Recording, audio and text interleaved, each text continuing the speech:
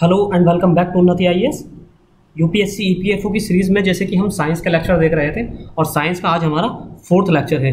इससे पहले के 3 लेक्चर्स में हमने बीमारियां कवर की हैं, जीवाणुओं से होने वाली यानी कि बैक्टीरिया जनित बीमारियां, diseases that cause by bacteria, और उसके अगले लेक्चर में हमने कवर किया था diseases that cause by viruses. पिछले लेक्चर में हमने देखा था कि वायरस से होने वाली बीमारियां, और सबसे पहले लेक्चर में हमने देखा था कि विटामिन्स और उनके केमिकल नेम, उनके स्रोत और उनकी कमी से होने वाले रोग। ये सारे हमने इंपॉर्टेंट टॉपिक्स को कवर किया था। आज का लेक्चर बहुत ज़्यादा इंपॉर्टेंट है, बहुत ज़्यादा, क्योंकि इससे इस जो आज हम लेक्चर बना रहे हैं इससे 1-2 क्वेश्चन हर बार एग्जाम्स में पूछे जाते हैं, और हर तरह के जनरल स्टडीज़ के हर एग्जाम्स में पूछे जाते हैं।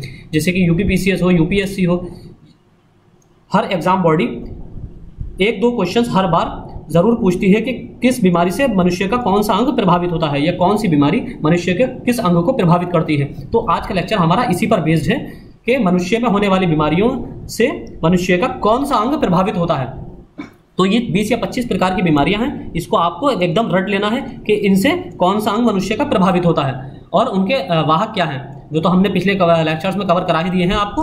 वायरसेस से होने वाली बीमारियां और बैक्टीरिया से होने वाली बीमारियां। इसके अलावा एक लेक्चर हम बीमारियों पर और लाएंगे जिसमें हम प्रोटोजोआ, फंजाई, कवक और वॉर्म, कृमि, इन तीनों से होने वाली बीमारियों को भी हम एक ही लेक्चर में कवर कर लेंगे कि इन तीनों से होने वाली बीमारियां कौन सी होती हैं और उनका क्या प्रभाव पड़ता है। तो शुरू करते हैं अपने लेक्चर से। इसमें पहला है हमारा निमोनिया। पहली बीमारी है हमारी निमोनिया। इसमें कौन सा मनुष्य का प्रभावित होता है, वो है फेफड़े। जैसे कि ये आप फोटो देख सकते हैं, इसमें ये मनुष्य के फेफड़ों को प्रभावित करती है निमोनिया बीमारी। हम केवल बीमारी और उससे प्रभावित अंग देखेंगे, हम डिटेल में नहीं जाएंगे, क्योंकि डिटेल में हम ये सारे बीमारियां कवर कर चुके हैं वायरस जनित रोगों में और बैक्टीरियल डिसीजेज में, बैक्टीरियल इन्फेक्टेड डिसीजेज में। दूसरा है कैटरैक्ट, जिसे कहते हैं मोतियाबिंद भी कहते हैं। ये आंखों को प्रभावित करता है। इसमें क्या होती है, जो आंख की पुतली होती है, इसको हम आगे एक बार फिर से देखेंगे। आंख की जो पुतली होती है उस पर एक व्हाइट कलर की झिल्ली आ जाती है, व्हाइट कलर की झिल्ली, जिसकी वजह से मनुष्य को देखने में परेशानी होती है, या जो मनुष्य की आंख को प्रभावित करती है। जैसे कि ये आप देख सकते हैं, ये जो कॉर्निया है, ये कॉर्निया जो है, ये कॉर्निया के लेंस को प्रभावित कर देती है और सामने आंख पर झिल्ली बन जाती है। दूसरा है हमारा, तीसरी हमारी बीमारी है ट्राइकोमा। ये भी आंखों से संबंधित है। इस बीमारी में भी मनुष्य की आंखें प्रभावित होती हैं। तो आप देख सकते हैं, जो आईलिड्स होती हैं, जो पलकें होती हैं, पलकों की जो खाल होती है, उसको अगर आप पलट कर देखेंगे तो ये अंदर का अंदरूनी जो हिस्सा होता है, इस पर सूजन आ जाती है और इस पर दाने दाने से होने लगते हैं। ये ट्राइकोमा का सिम्टम्स होते हैं, ट्राइकोमा। और जैसे कि आप लास्ट वाला पिक्चर में देख सकते हैं, इस आंख में जहां हम सर्कल कर रहे हैं, ये जो व्हाइट कलर की आंख का जो लेंस व्हाइट कलर का हो चुका है, ये कैटरैक्ट की पहचान है, ये मोतियाबिंद की पहचान है। और ट्राइकोमा में इस तरह की झिल्ली पड़ जाती है और दाने दाने हो जाते हैं आंख की पुतली के अंदर की साइड। जो आंख की आईलिड होती है, ऊपर की खाल जो होती है, जिस पर पलकें होती हैं, उस खाल की अंदर की तरफ ऐसे सूजन सी आ जाती है, स्वेलिंग हो जाती है और उस पर दाने दाने से निकल आते हैं। फिर है इसके बाद डिप्लोपिया। ये भी आंखों से संबंधित बीमारी है। डिप्लोपिया जो है, इसमें जैसे आप पिक्चर देख सकते हैं, आपको ऐसा लग रहा होगा कि शायद आपकी मोबाइल की स्क्रीन हिल रही है, लेकिन ये इसकी बीमारी का यही एक विशेषता है कि इस बीमारी में मनुष्य को एक रिफ्लेक्शन वाला दिखाई देता है। मतलब 2-2, 3-3 का भ्रम होता है। किसी भी चीज को देखता है कोई इंसान तो उसको ऐसा लगता है कि जैसे वो दो वस्तु हैं सामने, या 3 वस्तु हैं एक जैसी, क्योंकि वो धुंधला धुंधला दिखता है, उसका रिफ्लेक्शन उसके साइड में पड़ता है। जैसे कि आप देख सकते हैं, ये फिंगर्स आपको डबल दिख रही होंगी, सारी फिंगर्स। तो इस तरह की डिप्लोपिया में इस तरह की मनुष्य को शिकायत होती है। ये भी आंखों से संबंधित बीमारी है। इसके बाद अगली है हमारी कंजक्टिवाइटिस। ये भी आंखों से संबंधित बीमारी है। ये बहुत कॉमन बीमारी है। इसमें आप देख सकते हैं, कंजक्टिवाइटिस में आंख का जो सफेद हिस्सा होता है, बाहर आंख के जो बाहरी आप देखते हैं, एक तो होती है आंख की ये पुतली व्हाइट वाली, ब्लैक वाली, और उसके अलावा जो व्हाइट हिस्सा होता है, ये इस पर सूजन आ जाती है और ये इस पर लाल धब्बे पड़ने लगते हैं। आपने बहुत से लोगों को इस तरह देखा होगा कि उनके आंखों में सूजन आ जाती है और उनकी आंखों की जो नसें हैं, शिराएं हैं, वो बिल्कुल क्लियर दिखने लगती हैं आंखों में ऐसे, और एकदम से लाल, ऐसा लगता है कि जैसे आंख में चोट लगी हुई है और आंख में खून निकल आया है। तो इस तरह का सिम्टम्स कंजक्टिवाइटिस के होते हैं। फिर है, ये भी आंख से संबंधित बीमारी। और अब है अगली हमारी कोलाइटिस। कोलाइटिस है, जैसे इसके नाम से ही पता चल रहा है, ये छोटी और बड़ी आंख से संबंधित है। कोलाइटिस जो है आंतों से संबंधित बीमारी है। देखिए, नॉर्मल कंडीशन में मनुष्य की आंत इस तरह की होती है, ये आंत नॉर्मल, लेकिन कोलाइटिस से अगर प्रभावित हो जाए, कोलाइटिस प्रभावित होने के बाद इस तरह के बैक्टीरियल इन्फेक्शन हो जाता है आंतों पर कॉलन की एक वॉल चढ़ जाती है, कॉलन वॉल के ऊपर एक बैक्टीरिया चढ़ जाता है और वो बैक्टीरिया आंतों को नुकसान पहुंचाता है, जिसकी वजह से आंत कार्य करना भी बंद कर देती है और आंत बस्ट हो जाती है, इसमें छेद हो जाते हैं, होल हो जाते हैं। तो ये कोलाइटिस जो है आंत से संबंधित बीमारी है। अगला है हमारा मिर्गी, एपिलेप्सी। ये नाड़ी से संबंधित है। नाड़ी मतलब आपका नर्वस सिस्टम, नाड़ी होता है नर्वस सिस्टम, नर्वस सिस्टम से संबंधित बीमारी है।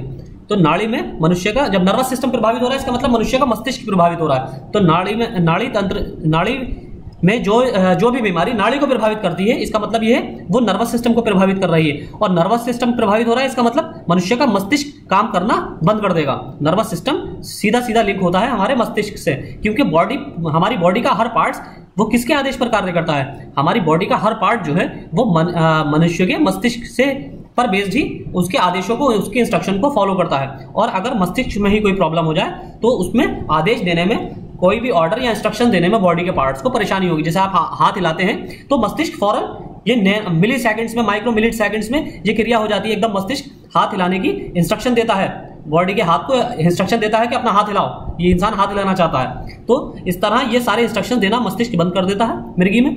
फिर है रिकेटस। रिकेटस जैसे कि आपको पता ही होगा, विटामिन डी की कमी से होता है और ये बच्चों में होने वाली बीमारियां हैं। इसी से मिलती जुलती दूसरी बीमारी कौन सी है? विटामिन डी की कमी से, जो वयस्कों में होती है। हमने आपको पिछले लेक्चर्स में कवर कराया है, बिल्कुल याद रखिए। ये बच्चों में होती है रिकेटस। और रिकेटस जैसे आप देख सकते हैं, इसमें हड्डियां टेढ़ी हो जाती है, आड़ी टेढ़ी। ऑस्ट्रोमेलेशिया होती है बड़ों में, वयस्कों में होती है ऑस्ट्रोमेलेशिया, इसी तरह की बीमारी होती है। फिर है टीबी। इसलिए याद रखिए आप, रिकेटस जो है हड्डियों से होने वाली बीमारी है। कहीं पैरों पे मत लिख देना अगर ऑप्शन में पैर दिए हो।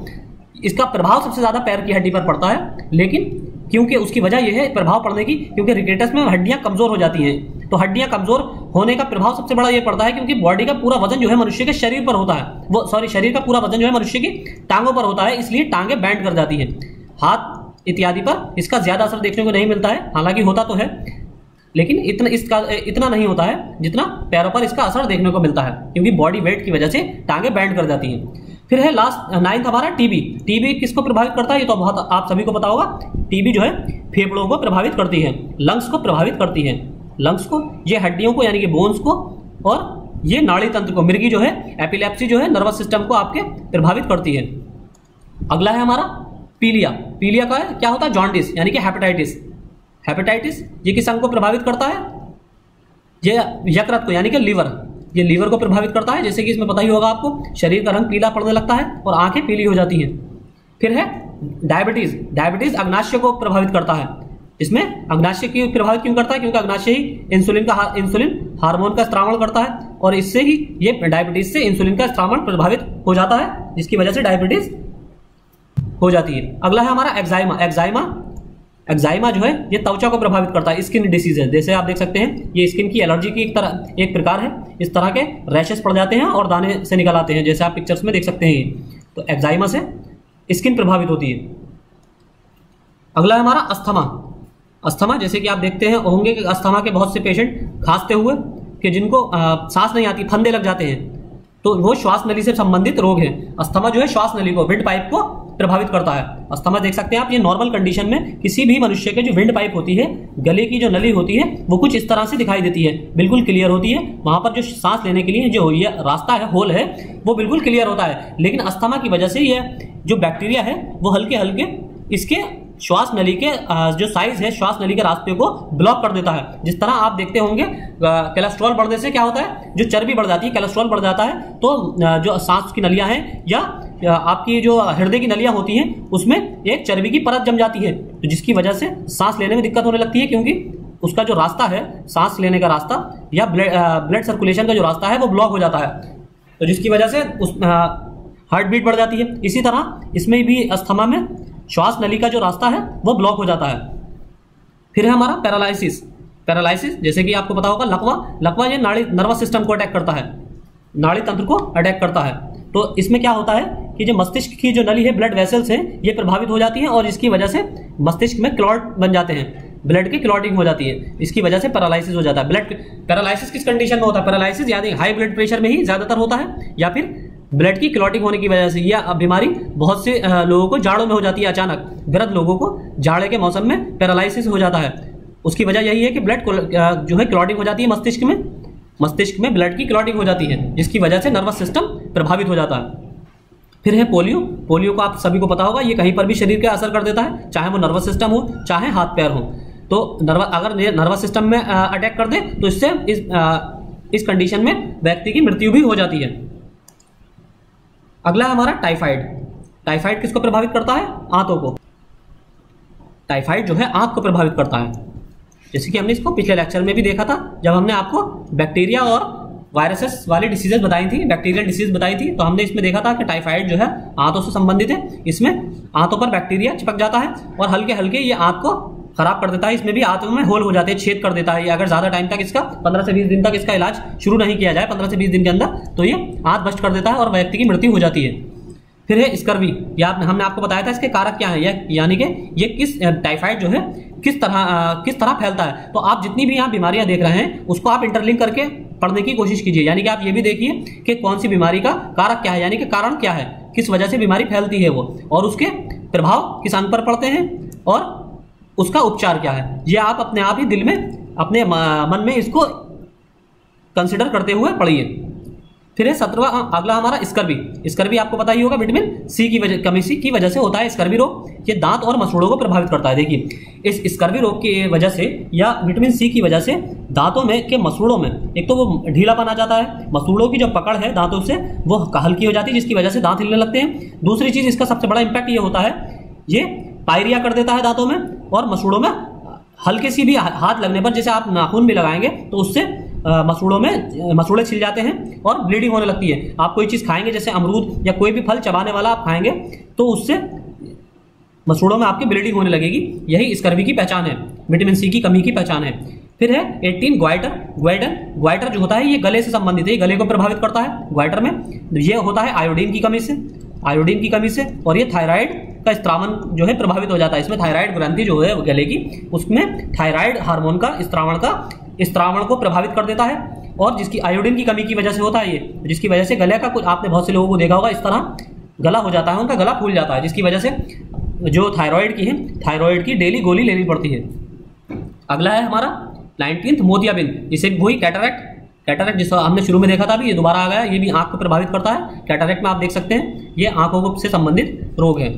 फिर है ऑर्थराइटिस जो होता है ये ज्यादातर वृद्ध लोगों में होता है और ये शरीर के जोड़ों को प्रभावित करता है, यानी कि बोन्स जो होती हैं हड्डियों की, उनके जोड़ों को, ज्वाइंट्स को इंपैक्ट करता है। और आप इसमें देख सकते हैं हड्डियां ऐसी हो जाती है, टेढ़ी मेढ़ी हो जाती है, कहीं की भी हो सकती हैं। यहां तक कि ये जो होता है आपका जबड़ा, मनुष्य के चेहरे का जो जबड़ा होता है, चेहरे का जबड़ा, ये उसकी हड्डी भी टेढ़ी करने की क्षमता रखता है। जबड़ा, उसका जबड़ा भी टेढ़ा हो जाता है, तो उसमें मनुष्य ऐसा लगता है जैसे मनुष्य को पैरालाइज का अटैक हुआ है ऐसा, जबकि ये ऑर्थराइटिस की भी कारण हो सकता है। इसमें हाथों की उंगलियां, जहां ज्वाइंट्स है वहां बैंड होने लगती हैं हड्डियां, और इसकी वजह से हाथ की उंगलियों में, पैर की उंगलियों में टेढ़ापन आ जाता है।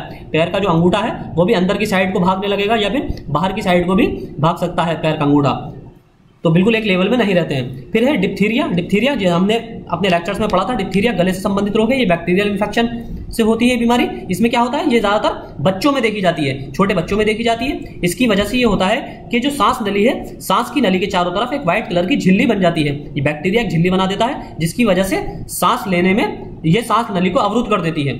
सांस की नली को, श्वास नली को ये अवरुद्ध कर देता है ये बैक्टीरिया, और इसकी वजह से बच्चे की मृत्यु भी हो जाती है।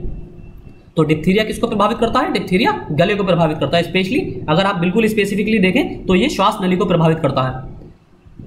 फिर है अगला हमारा मेनिंजाइटिस मस्तिष्क से संबंधित बीमारी है। मेनिंजाइटिस ये जो है मस्तिष्क से संबंधित बीमारी है, और ये कभी कभी बच्चों को जेनेटिक भी हो जाता है, यानी कि पैदाइश के समय भी बहुत से बच्चों को अगर पोषण सही नहीं मिला है तो मेनिंजाइटिस हो जाता है। मेनिंजाइटिस में ऐसा होता है कि बच्चे का सिर बहुत छोटा होता है, सामान्य आकार से छोटा होता है, उसका शरीर बढ़ने लगता है, और ऐसा बच्चा ज्यादा लंबे समय तक जीवित नहीं रह पाता। तो ये किस पर अटैक करता है? ये जो सेरेब्रल फ्लूइड होता है, उस फ्लूइड के बीच में जो हमारे मस्तिष्क की 3 लेयर होती हैं, आपने पढ़ा ही होगा। वैसे हम हर बॉडी के पार्ट्स की कार्यविधियां भी आपको पढ़ाएंगे, जैसे कि हार्ट की कार्यविधि क्या होती है, आप को हृदय की कार्यविधि आपको डिटेल में पढ़ाएंगे, ब्रेन की कार्यविधि डिटेल में पढ़ाएंगे। इस तरह के हम सारे लेक्चर एक एक करके कवर करेंगे टॉपिक बाय टॉपिक। हृदय की कार्यविधि, हमारा एक्सक्रीशन सिस्टम जो है उसकी कार्यविधि, हमारा डाइजेशन सिस्टम उसकी कार्यविधि, हम इस पर एक एक लेक्चर अलग बिल्कुल सेपरेट लेंगे ताकि आपको याद रखने में आसानी रहे। और पिक्चराइजेशन फॉर्म में हम इसलिए ले रहे हैं ताकि आप इमेजिनेशन कर सकें, और इमेजिनेशन का फायदा ये होता है कि आपको बहुत आसानी से इंटरलिंक करने में आसानी रहती है और लंबे समय तक वो चीज रिटेन रहती है। तो अब मेनिंजाइटिस में जैसे कि आपको पता है मस्तिष्क में 3 लेयर्स होती हैं और हर लेयर के बीच में फ्लूइड भरा होता है, और उस फ्लूइड का फायदा ये होता है कि जैसे कि मस्तिष्क पर आप अपने सर पर अगर मुक्का घूसा मारेंगे या कोई छोटी सी हल्की सी चोट मारेंगे तो उसका एहसास आपको तकलीफ नहीं होती है उसमें। उसकी वजह यही होती है ये फ्लूइड, अगर ये फ्लूइड मस्तिष्क की लेयर्स के बीच में ना हो तो बहुत हल्की सी चोट पर ही मस्तिष्क की जो अस्थियां हैं, मसल्स हैं, वो टूट सकती हैं। तो इन मसल्स जो फ्लूइड होता है, इन लेयर्स के बीच में जो फ्लूइड होता है, उस फ्लूइड को पर कोलेस्ट्रॉल की एक परत जम जाती है, यानी कि स्वेलिंग सी आप कह सकते हैं, स्वेलिंग आ जाती है। उस स्वेलिंग की वजह से फ्लूइड की मात्रा कम होने लगती है मस्तिष्क में, जिसकी वजह से मस्तिष्क का आकार भी नहीं बढ़ पाता है और बहुत हल्की सी चोट पर मस्तिष्क क्षतिग्रस्त हो सकता है, या मस्तिष्क की कोशिकाएं या मसल्स क्षतिग्रस्त हो जाती हैं। और ये बच्चों को भी ये ज्यादातर जो स्पेशली ये न्यूबॉर्न बेबी में होती है, न्यूबॉर्न बेबी जो होते हैं उनमें ये देखने को मिलती है। उनका सर छोटा होता है और बाकी आकार बाकी पूरा शरीर बड़ा होता है। फिर है पायरिया। पायरिया वही विटामिन सी की वजह से दांतों में होने वाली बीमारी, और इसमें मसूड़ों से खून आने लगता है। जैसे कि आप कोई सख्त फल जो होता है, कर्रा फल, जैसे कि अमरूद है, अमरूद आप चबाएंगे और इसी तरह के और भी फल जैसे गन्ना आप छीलेंगे तो उसमें आपके मसूड़ों से खून निकलने लगेगा और दांत भी हिलने लगते हैं।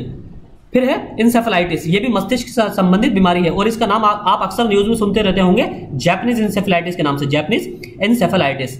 तो इसमें क्या होता है, ये भी मस्तिष्क को प्रभावित करने वाली बीमारी है और ये होती है मच्छर के द्वारा, मच्छर के काटने से जो लसिका तंत्र है, लसिका जो होती है, लिम्फ्स जो होते हैं वो प्रभावित हो जाते हैं और जिसका सीधा अटैक मस्तिष्क पर होता है। तो ये मस्तिष्क से संबंधित बीमारी है। अगला है हमारा और लास्ट स्लाइड 25 हमारी बीमारी है रतौंधी, यानी कि नाइट ब्लाइंडनेस। ये है हमारी नाइट ब्लाइंडनेस। इसमें भी बिल्कुल ऐसा होता है जैसे कैटरैक्ट की तरह, मतलब सामान्य तौर पर आंख इस तरह की होती है, लेकिन कैटरैक्ट इसमें रतौंधी में, नाइट ब्लाइंडनेस में आंख के ऊपर, आंख की जो काला हिस्सा है उस पर, कॉर्निया पर एक व्हाइट कलर की परत जम जाती है, जिसकी वजह से रात में देखने में परेशानी होती है, यानी कि रोशनी को ग्रहण नहीं कर पाता है। फिर है 26 मलेरिया। ये रक्त कोशिका को, ब्लड सेल्स को प्रभावित करती है और इसका पता ही होगा आपको। ये ब्लड सेल्स को किस तरह ब्लड सेल्स को प्रभावित करने से इसका इन्फेक्शन कहाँ होता है, इसका इन्फेक्शन होता है लीवर पर। अगर आप मोर स्पेसिफिकली देखें, अगर आपको ऑप्शन में खाली रक्त कोशिका के अलावा अन्य ऑप्शन दिए हैं और लीवर नहीं दिया है तो आपको रक्त कोशिका चूज करना है, लेकिन अगर रक्त कोशिका के साथ आपको लीवर ऑप्शन में दिया है तो आपको लीवर चूज करना होगा वहां, क्योंकि ये रक्त कोशिका से होते हुए लीवर को प्रभावित करता है मलेरिया। तो इसमें ये आप देख सकते हैं, इसका साइकिल है मलेरिया के, मनुष्य से होते हुए, मच्छर काटता है मनुष्य को, उसके बाद ये ब्लड सेल से होते हुए लीवर को प्रभावित कर देता है। फिर है लास्ट हमारा आज का फाइलेरिया। ये है लसिका पर्व, ये लिम्स को प्रभावित करता है और इसका दूसरा नाम क्या होता है, एलिफेंटाइटिस। एलिफेंटाइटिस भी इसको कहते हैं। इसमें आपने देखा होगा हाथी पांव, इसको हिंदी में कहा जाता है हाथी पांव। हाथी पांव बीमारी जो है, इसमें ये इसकी वजह से आपने देखा, बहुत से लोगों को देखा होगा, पैर बड़े बहुत ज्यादा सूजे हुए होते हैं, पैर बहुत मोटे मोटे होते हैं, जैसे आप इस पिक्चर्स में देख सकते हैं। ये पैरों को ग्रसित करती है, लिम्स को ग्रसित करती है, जिसकी वजह से पैर प्रभावित हो जाते हैं। तो इसमें पैरों पे सूजन आ जाती है और इसे एलिफेंटाइटिस ये अक्सर आपको ऐसे क्षेत्रों में देखने को मिलेगी जहां पर जो वार्षिक वर्षा है वो 200 सेंटीमीटर से ज्यादा होती है। यहाँ इसका ज्योग्राफिकल बहुत इफेक्ट पड़ता है, क्योंकि वहां पर कुछ इस तरह के इन्फेक्शन होते हैं, जैसे कि आपको साउथ इंडिया में बहुत देखने को मिलेगी, केरला इत्यादि में, या कोस्टल एरियाज जहां पर बहुत ज्यादा वर्षा होती है और साथ साथ टेम्परेचर हाई रहता है। तो ऐसी जगह पर यह बीमारी ऐसे लोगों को देखने को मिलती है जो खेतों में काम करते हैं, जहां पर 200 सेंटीमीटर से अधिक वार्षिक वर्षा होती है। तो इस बीमारी की यह खासियत है। तो इसमें पैरों में सूजन आ जाती है, तो इसे एलिफेंटाइटिस या हाथी पांव भी कहते हैं। अगले लेक्चर्स में हम प्रोटोजोआ, कवक और वॉर्म, प्रोटोजोआ, कवक, आपका फंजाई, हम तीनों एक ही लेक्चर में कवर कर लेंगे। उसके बाद हम मनुष्य के शरीर की क्रियाविधि या कार्यविधि के अलग अलग तंत्रों की, अलग अलग अंगों की कार्यविधि को डिटेल में कवर करेंगे टॉपिक बाय टॉपिक। तो आज के लेक्चर में इतना ही। Thank you.